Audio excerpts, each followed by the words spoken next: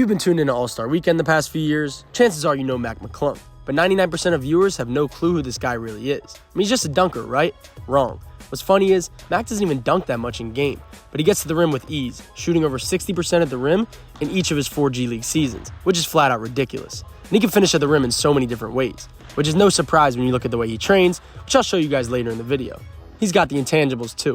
His grit and persistence are unmatched, and I've been lucky enough to witness it firsthand the past 4 years as his trainer and friend. He's right on the brink of his breakthrough. I can feel it. You'll see in this video why he can be an impact player on an NBA team right now. Let's get into it. So the first concept I want to touch on is his takeoffs. Without these, the finishes at the rim don't exist. The most common one he uses is a push cross, and he usually does it from right to left in ISO situations.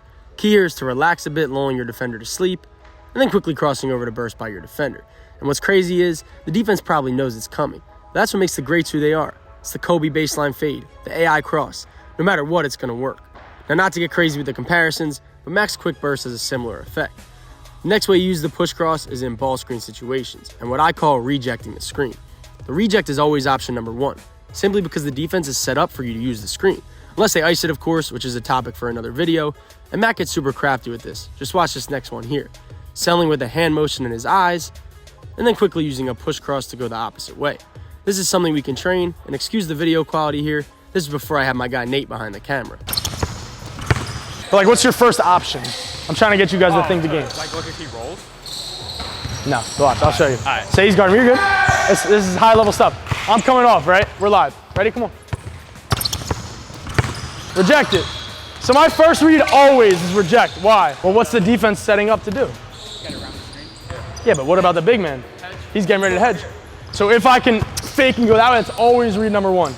And knowing the push cross is on the scouting report, Mac knows he needs his counters. With the NBA switching most of the time, he has slower bigs trying to pick him up from 24 feet.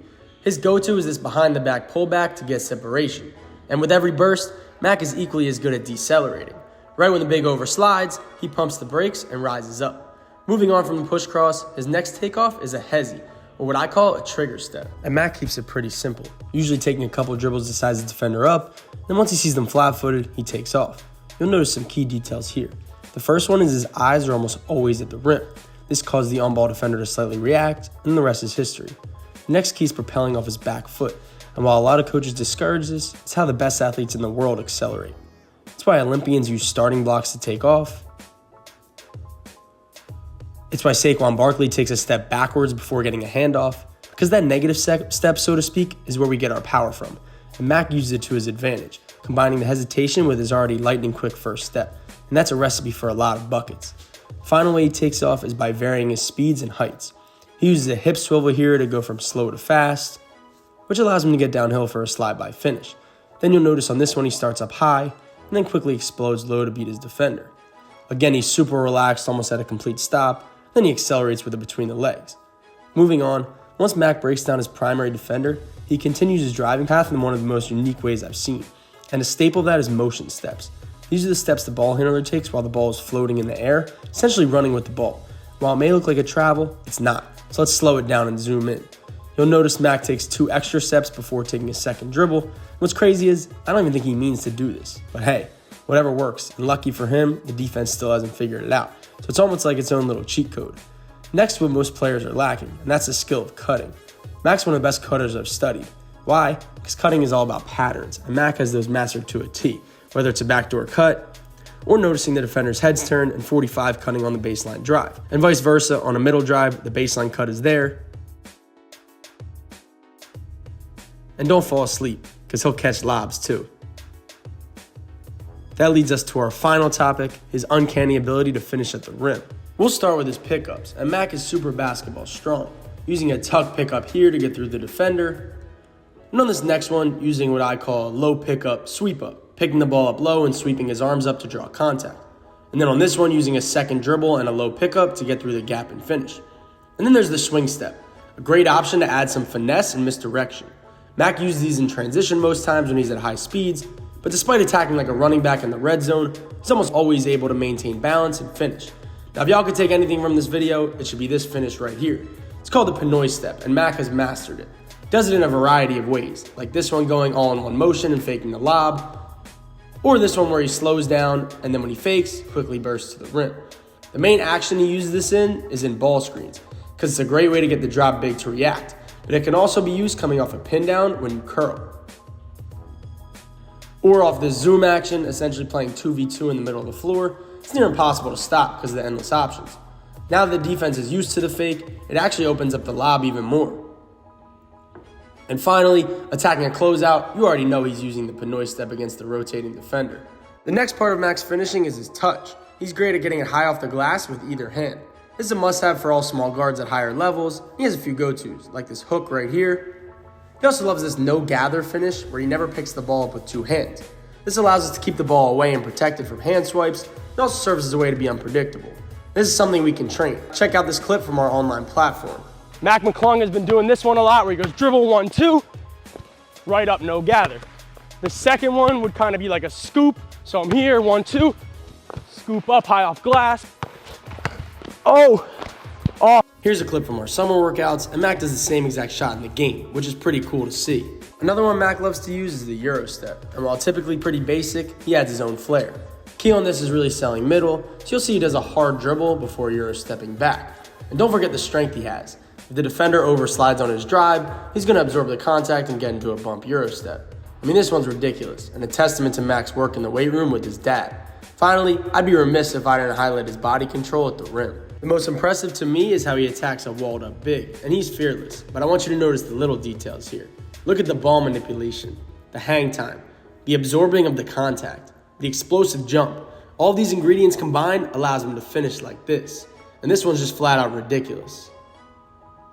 Now these next few, I wouldn't recommend trying at home. I mean, who does a 360 lay off a 45 cut?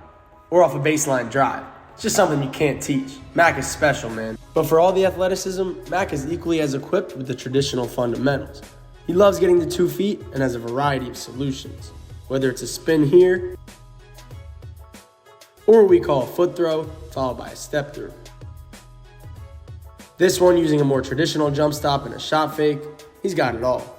Lastly, this is why I view Mac like an artist out there. He's just flowing. Remember those training videos I mentioned in the beginning of the video?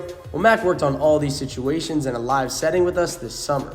That's why I love our training style, because I wasn't explicitly teaching these so-called moves, but I created the environment, and Mac gets to experiment and be the artist that he is. And it translates. Check it out.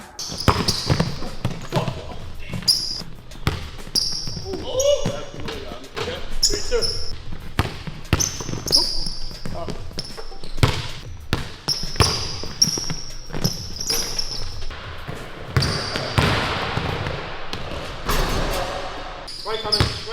I got you. Hey! Red!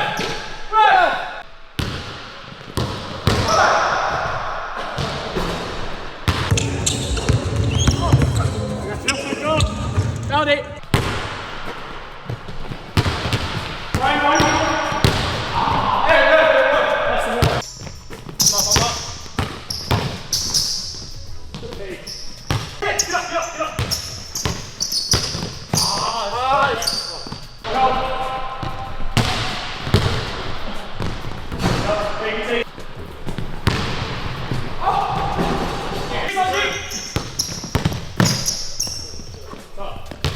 Come over.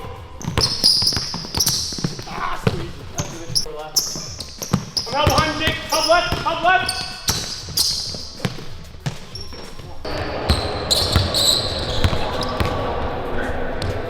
5, 4, 3, 2. Come on, Matt.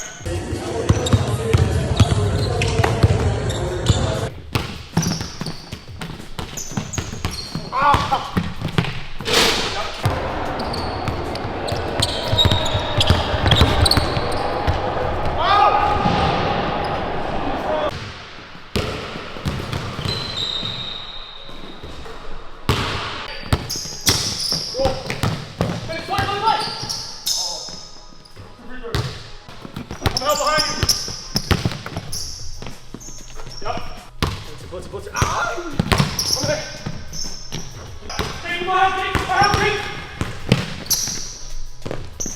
As always, I want to thank you guys for watching. We're going to post new videos like this every Sunday. Make sure you guys follow me on Instagram at DCoopBball for a lot more. And if you're interested in getting to work with us, check out our online platform for a lot more like this. Appreciate you guys. Peace.